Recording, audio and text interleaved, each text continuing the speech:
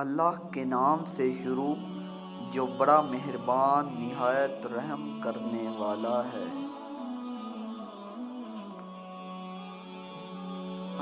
صحیح بخاری و مسلم میں ابن عمر رضی اللہ تعالیٰ عنہما سے مروی ہے کہ رسول اللہ صلی اللہ علیہ وآلہ وسلم نے ارشاد فرمایا، اسلام کی بنیاد 5 چیزوں پر ہے۔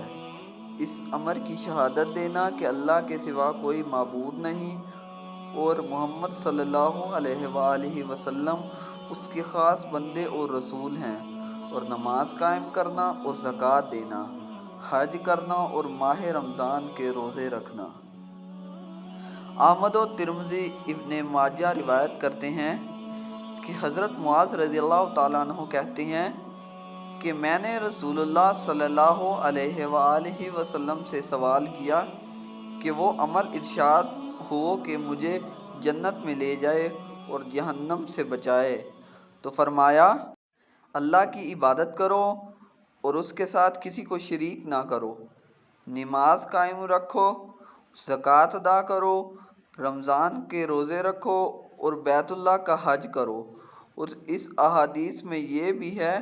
کہ اسلام کا ستون نماز ہے۔ صحیح مسلم میں حضرت ابو ہریرہ رضی اللہ تعالیٰ عنہ سے مروی ہے کہ رسول اللہ صلی اللہ علیہ وآلہ وسلم نے فرمایا،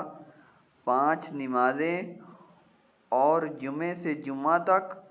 اور رمضان سے رمضان تک